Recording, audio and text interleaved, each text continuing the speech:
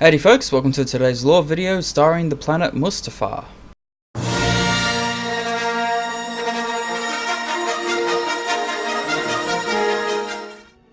Once a beautiful, fertile world, Mustafar had been settled by Jedi many thousands of years before the Clone Wars, and a number of Jedi training enclaves were established there. Now, over a millennium after the first Jedi came to the planet, the Great Sith War came to Mustafar. And so great was the struggle between dark and light that the orbit of the world was altered, locking Mustafar between the gravitational pull of the gas giants, Justafad and Lafrani. Now, despite winning the battle, the Jedi had to abandon the planet to its fiery fate. Now, fast forward to some 250 years before the Clone Wars, Mustafar was rediscovered. The liquid rock flows were rich in valuable minerals, and the planet was quickly taken over by the Techno Union and mined by one of its subsidiaries, Clegor. The main mining facility hid many secrets, including a full battle droid factory built there during the Clone Wars, and the non-industrial sections of the facility were far larger than necessary, allowing for it to be used as the last command center for the Separatist Council. And the facility was heavily built and shielded, with repulsor lifts and tensor fields everywhere, to prevent the volcanic environment from tearing it apart. Now, when Anakin and Obi-Wan Kenobi fought around the Clegor facility, their lightsaber duel ranged through the facility control room. Stray blows destroyed the control boards and shut down the shields. And because of this, various projecting sections were doused with lava, thus melting and collapsing into the superheated flood. Now, over 5 millennia, the Mustafarian civilization actually found the means to exploit the liquid resources of their volatile world, even trading with a few adventurous souls able to visit the small planet. The sentient people of Mustafar had adapted from an arthropod species found in volcanic caves. There were 2 distinct subspecies that existed. They had the slender, taller group called Northern Mustafarians and a smaller, stockier southern variety. The 2 coexisted peacefully because there was enough to contend with on Mustafar without exasperating their hardships of the Civil War. Now, farming fungus and non-sentient insects, the Northern Mustafarians in particular domesticated the remarkable 4-meter high lava fleas, armored arthropod creatures adept at leaping up to 30 meters at a time across the lava flows of the planet. And the Mustafarians even used lava flea carapaces as armor to protect themselves against lava splashes. Now, some 300 years before Vader and Kenobi dueled amongst the lava flows, it was the Techno Union who rediscovered Mustafar.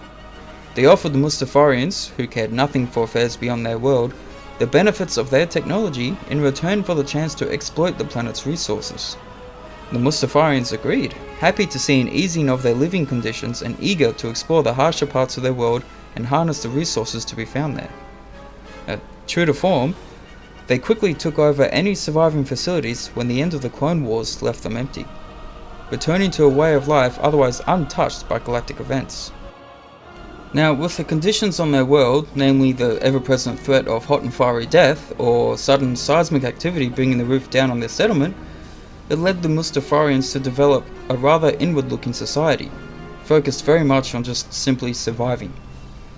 Now, shorter than their northern brethren, averaging around 1.5 meters, the southern Mustafarians were stocky and strong. Their hands had 3 short fingers and a thumb, their skin was thicker than that of the northern Mustafarians, and they were able to cope with a higher temperature.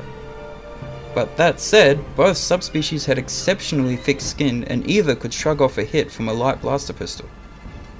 Now, the southern Mustafarians spent more time out on the surface amidst the lava flows of their world. They were the builders, the miners, and the workers.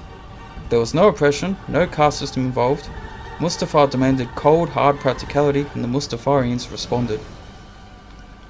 Now, standing over 2 meters tall on average, northern Mustafarians were both more slender and less hardy than their southern cousins. The northern subspecies also had just 2 long fingers and an opposable thumb. They shared many of the same features, however. Large insectoid eyes, long snouts ending in short tentacles, thick leathery skin, and a plated chitinous exoskeleton. Now, when the 2 species worked together, practicality saw the northern Mustafarians take on less physically demanding tasks as guards, lookouts, messages, and so on. They were the ones more often than not seen riding the tamed lava fleas. In general, Mustafarians were a hard-working, focused people.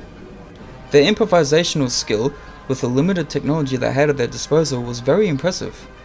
Early on, both subspecies used the armored plates left by growing or dead lava fleas, fashioning armored suits to further their survival chances. They built their homes in old, worked-out mines or in dormant volcanoes. And those few structures built on the surface were constructed in the shape of the kahal, a tough, fibrous and quick-growing fungus that grew in the caves of the planet and that provided much of the nutrition and water the Mustafarians needed.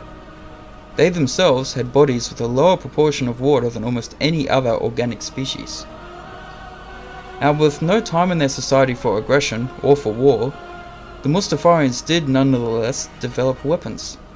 Energy weapons were next to useless in a world where everything was armoured and thick-skinned. Instead, the Mustafarian firearms shot bolts of kinetic energy designed to punch through or shatter exoskeletal plates. And when the Techno-Union came to Mustafar around 300 years before the Clone Wars, they found willing allies in the native sentients, who did not care at all about the greater galaxy, nor even about the politics of the Union or the CIS they were later a part of. What the Mustafarians did care about was that the technology of the Offworlders could help make their lives that bit easier. When the CIS was defeated in the Clone Wars, the Mustafarians were content to go on as they had done, with the added benefit of taking over former Techno-Union facilities, though they lost a few of these to the Empire, something which they did not resist. The ever-practical Mustafarians simply continued to exploit the rare resources of their world and reap the rewards themselves. And that is the planet Mustafar, along with its native inhabitants. So, thanks for watching, I hope you enjoyed the video. I'll talk to you on the next one. Until then, may the Force be with you.